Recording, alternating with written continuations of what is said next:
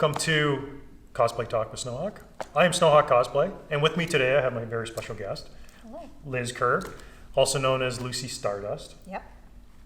And you are a librarian with the Barrie Public Library. That is true, yes. Also, you are an occasional podcaster, cosplayer. Mm-hmm. So, what are some of the other things you get into? Oh, well, I'm a big nerd. Big nerd. Very into sci-fi.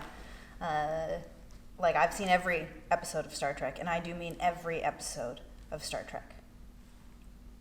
So, that'll be a future cosplay. If ever you see me, Star Trek, something Star Trek. Maybe an alien, we'll see. So you and I, we work together at the library at times, Yes. where we create some online digital content for the library. And one of the things that we do is Reading Champions or Juicebox Heroes. Yes.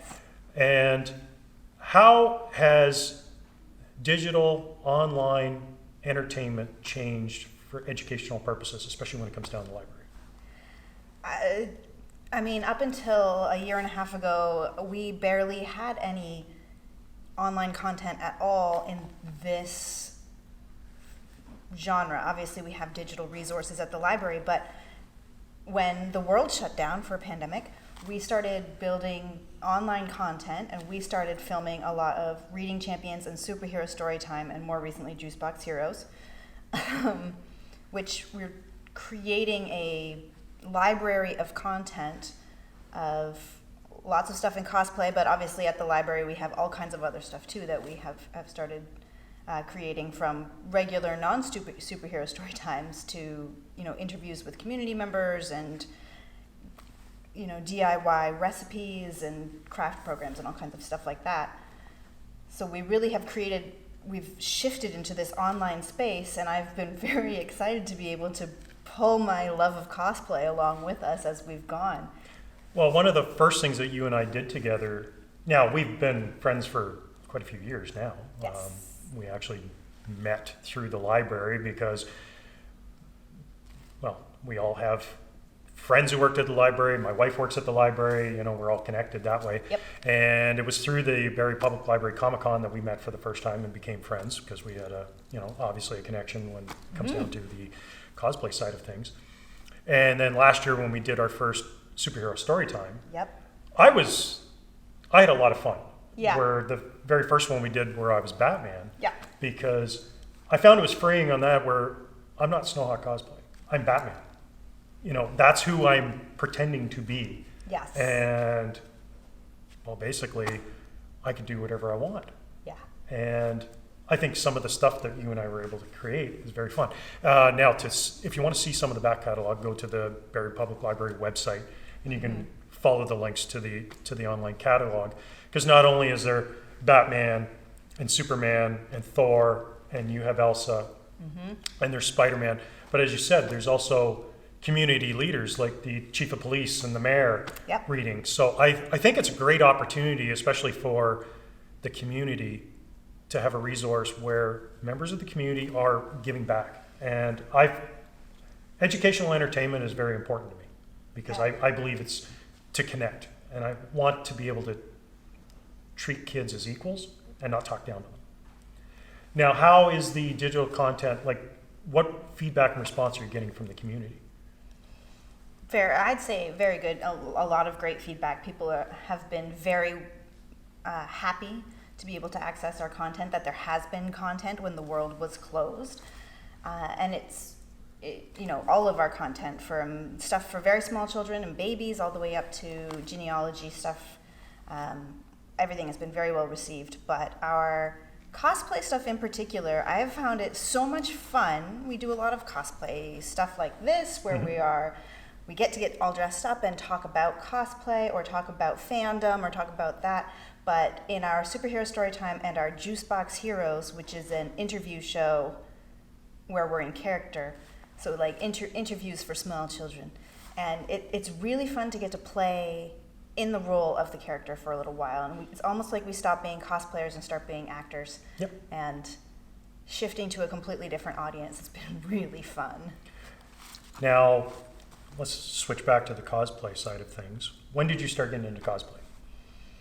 I guess it started like when I would call it cosplay with the beginning of Barrie Public Library Comic Con, when we had our first one in 2016.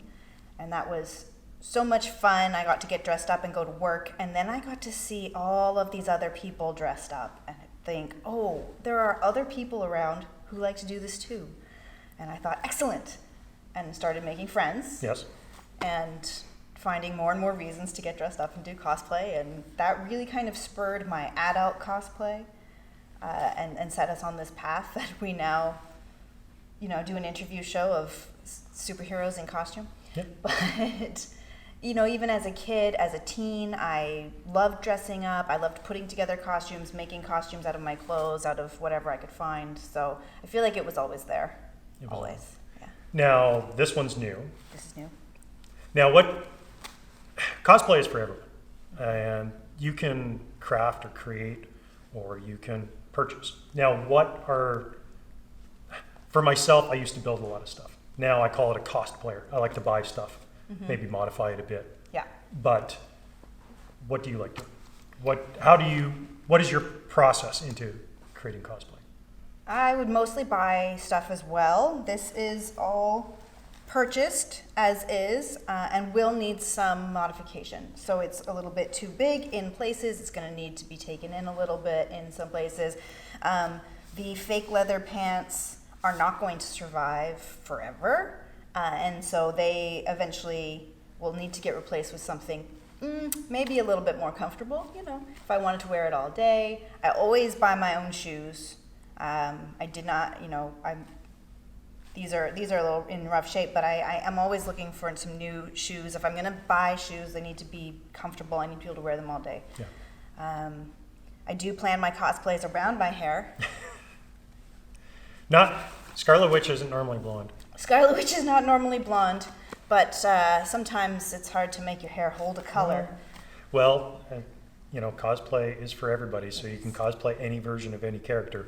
Or you could go on the other side where Marvel Universe has now opened up that there's variants, so now you're just a variant of Scarlet Witch. Blonde variant Scarlet Witch. Scarlet Witch can be blonde. Yeah. What are some of the things you're looking forward to in 2022 as far as cosplay, geek culture, fandom? What are some of the things that you're truly excited for? I'm excited for cons to be happening again. I've never been to a big Comic-Con, so I'm excited to try going to one. And I love our small little Comic-Cons, especially Barrie Public Library Comic-Con, yes, of course. But I'm really excited to go to a big con and see that and have that experience.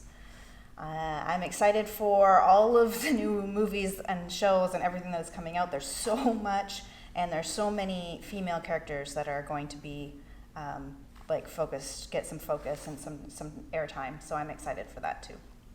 Well, thank you very much for joining me, Liz. And if you want to see more of our content that we interact with each other, as we said before, check out the Barrie Public Library website. You can find the full catalog of Juicebox Heroes, Reading Champions, and and we've got more content coming because this is a lot of fun, and I have a lot of fun playing with you. So.